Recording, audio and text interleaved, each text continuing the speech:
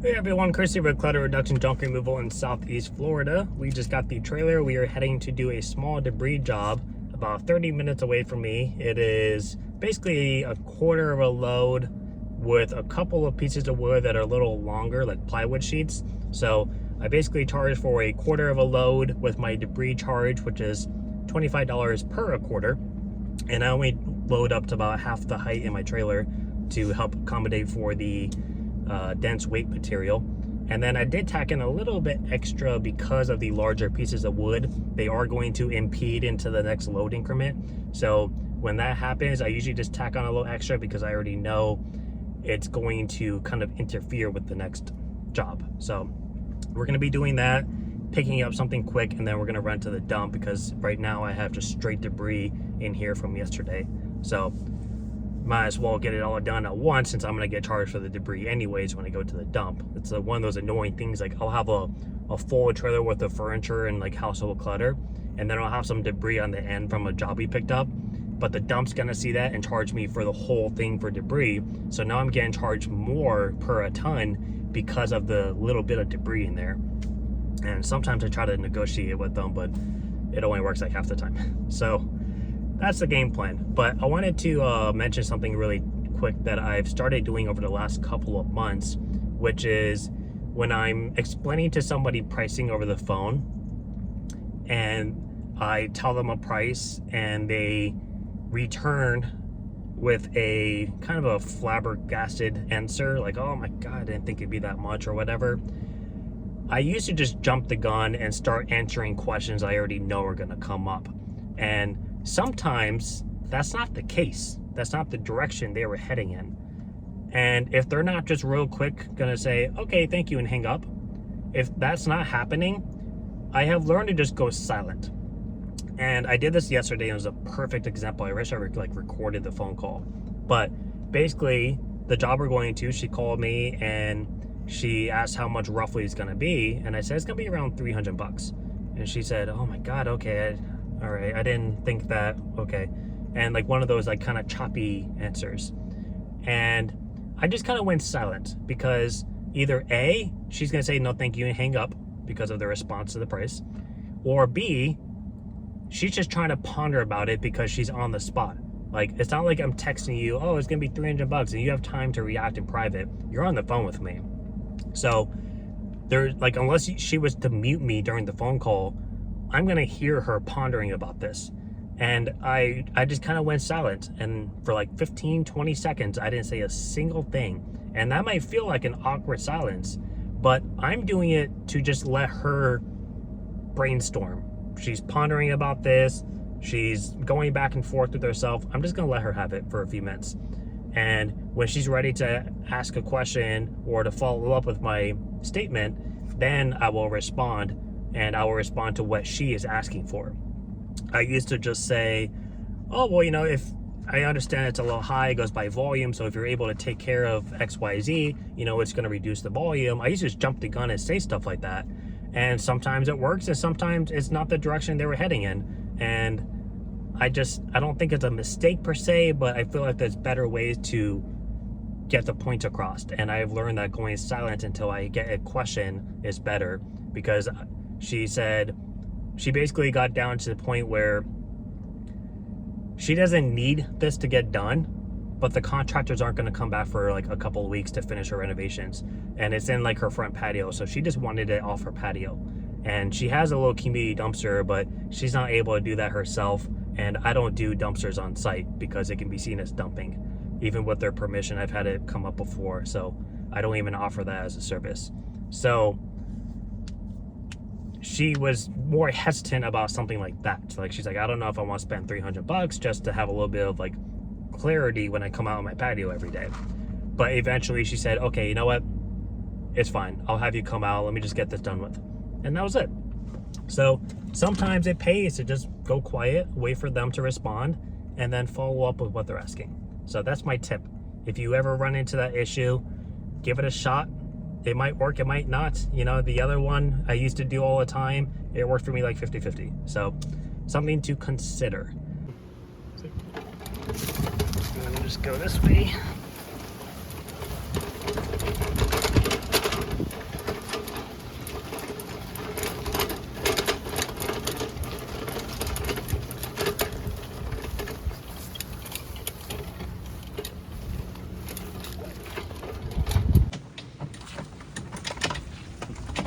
load one.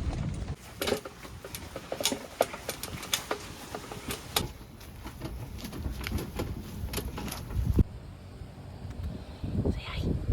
You're so cute. Say hi.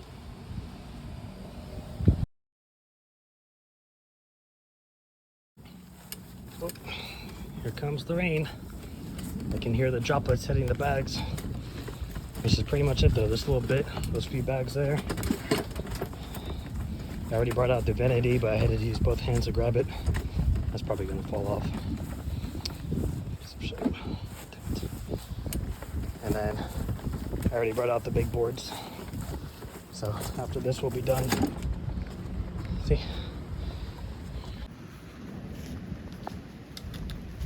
What are you doing?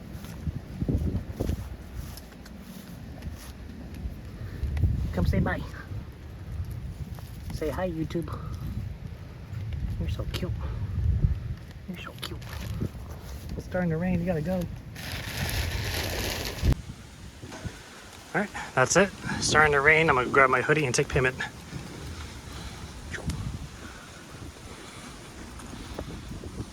All right, job is done. Took about 25 minutes. Sent her a review link. Got to play with the cat for a little bit. It's a perfect day so far, except for the rain. Could do a little bit without it. But we are headed to the dump right now to get rid of all the debris so I can have the trailer open for tomorrow morning. I just need to move a couple of things for a member of our networking group. It's only a few items, but my 12-foot trailer has a bunch of metal in it. And if I am thinking of the same thing, it's nicer stuff. So I would rather have this trailer available if possible. The second tip I wanted to mention from earlier is something that a lot of you don't already do anyways, so that's good. It's something that I personally do from time to time, and it's my personal choice based on my situation, and that's getting pricing over the phone through pictures and videos. And I feel like I have a pretty good grasp on like items through descriptions. So like I know to ask questions, and I ask the questions that I know are gonna affect what I'm gonna be doing. So if someone says, I have a couch, I'm asking, okay, are you in a house? Are you in an apartment? What floor? Do you have an elevator or stairs? I'll ask real quick, does your stairs hit a straight shot, or does it go down, cut, and go back the opposite way? That's gonna make a difference. And then I ask what kind of couch it is. Is it a sleeper sofa? Is it a recliner? Does it have a mechanical setting in it? Is it a sectional? You know, is it a love seat? You know, things like that.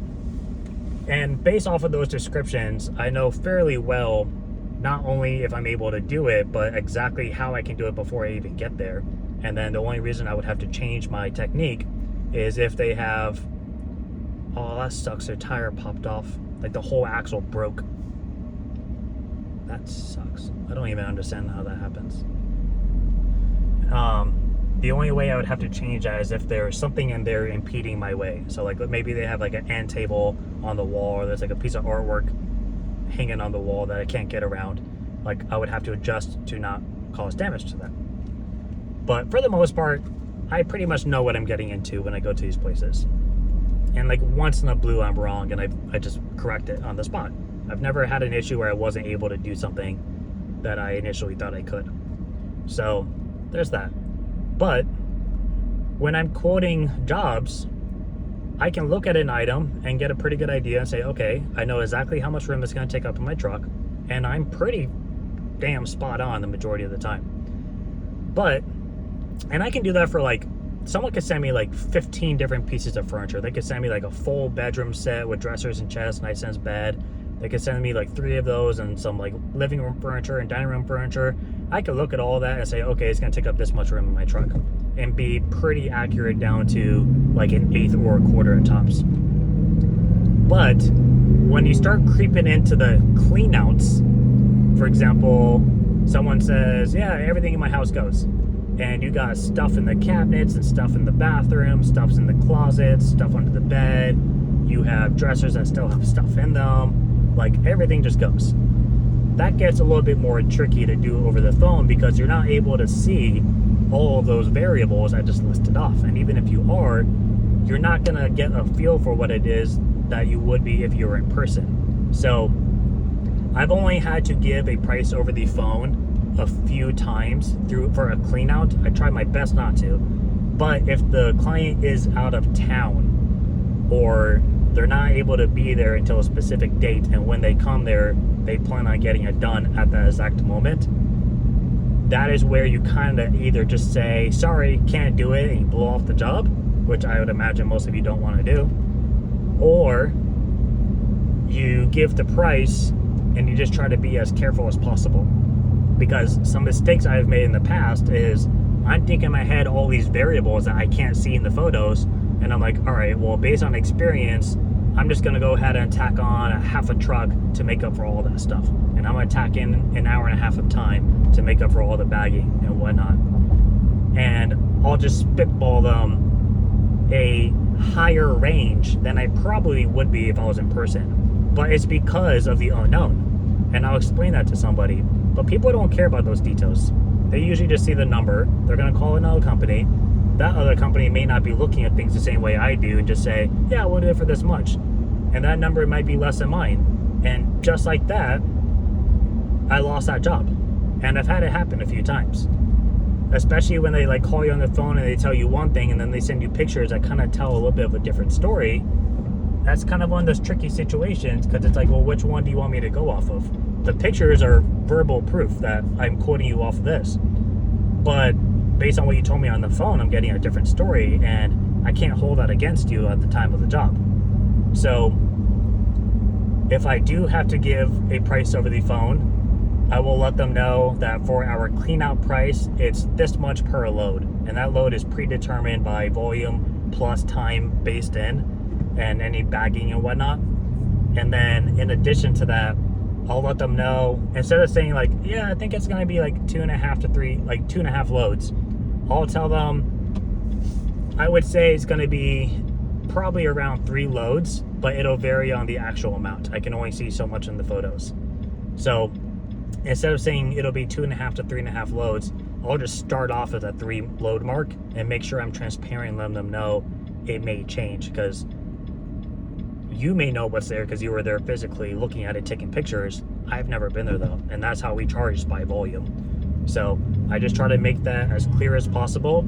I also will try to text that to them as well, in addition to sending them an estimate from my Invoice app with the photos that they included with descriptions of what I was told over the phone. So that way at least it's written down somewhere.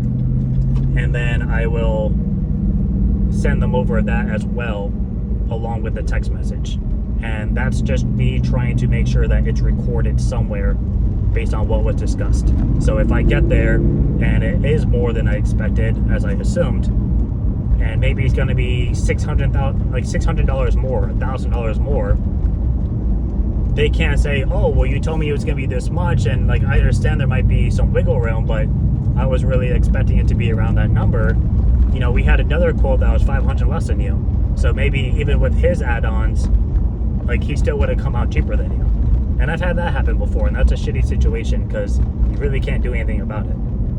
So my advice is to be as communicative and descriptive as possible and try to record everything in some manner.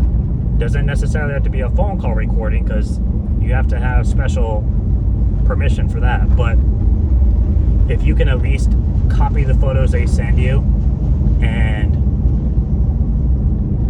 you know, tagging details based on that phone call, it at least looks like you weren't necessarily just making it up on the spot. And like try to do that the same day you're talking to them, not like 3 weeks later right before your job starts. So that is what I would recommend personally. So take it with a grain of salt. You can do it or not.